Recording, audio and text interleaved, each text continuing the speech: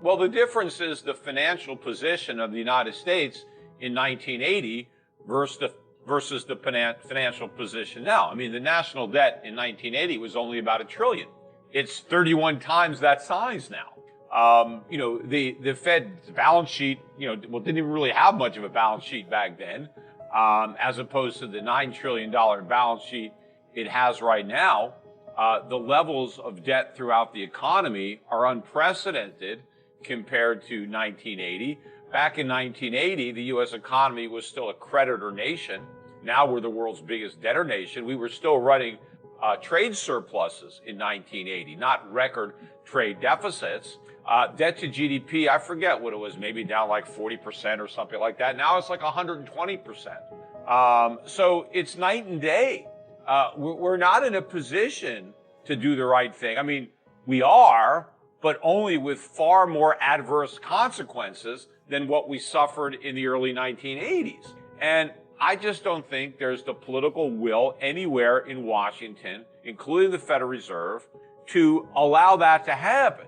Now, that doesn't mean we're going to get away with it. We're actually going to end up with something worse, because what we're going to have is runaway or hyperinflation. That is what we're likely to suffer as a result of the Fed and the government's unwillingness to let us swallow the bitter-tasting medicine. So we end up dying from an inflationary disease that they refuse to allow the cure. But if you go back to the 1970s, gold started the decade at $35 an ounce, and it ended at around $850. Now think about that percentage gain. That is enormous.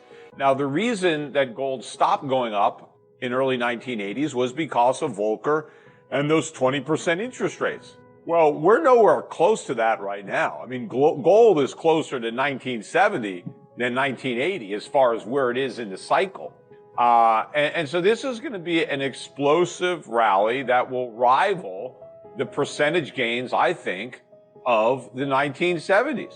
And that is just enormous. If you're talking about silver, I mean, silver was really about $1 an ounce in 1970. A silver dollar was worth $1. That's about an ounce of silver.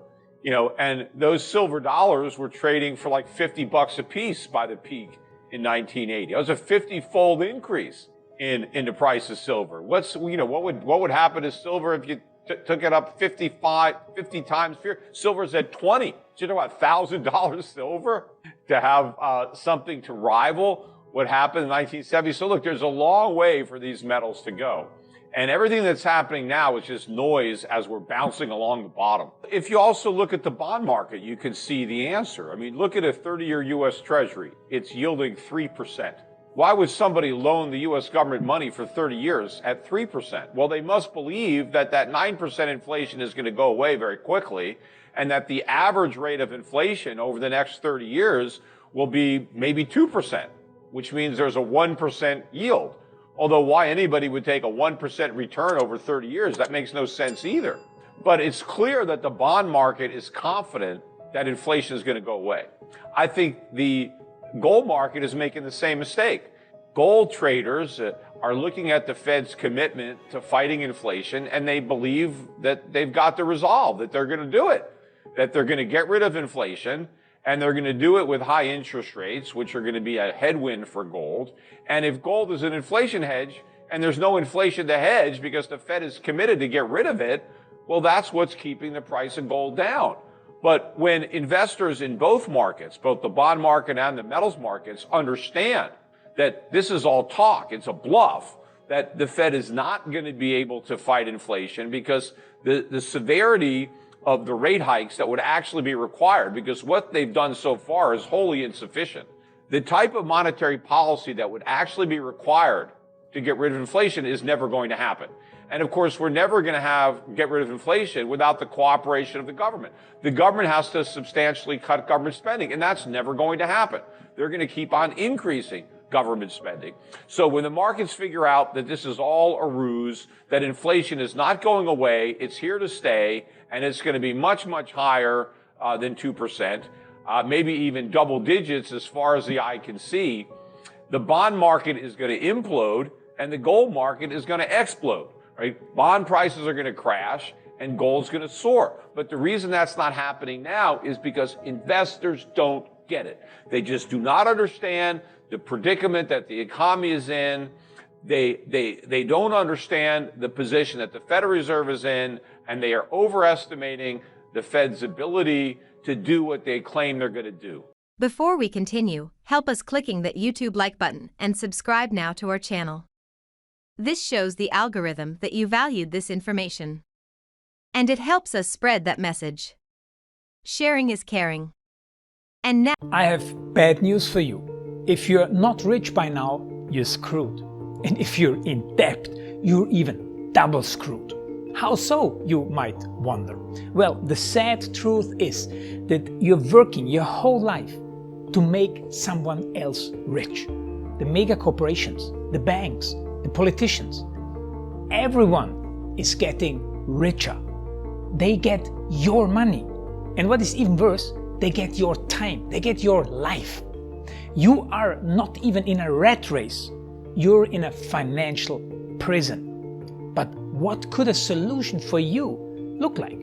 Honestly, I don't know, but I know what a solution for me would look like. It's very simple. I use whatever money I have and I multiply it with 1,000. This could make my life much easier and probably yours as well. If you have $1,000 available and multiply this with 1,000, I believe that this could solve some financial issue for the one or the other. Of course, if you're ugly, you would have to multiply it with much more than 1,000. My name is Markus Dahn, and this is what I decided to do. I decided to 1000x my money. This is not a joke. I know what you may be thinking. What is this guy talking about? How should this work? This is not possible. Well, I made a detailed video where I laid out my plan. And some clever folks might even want to look at this plan and copy it and do exactly what I do. This is just a little hint on the side. You have two options. You leave, you forget what you have seen.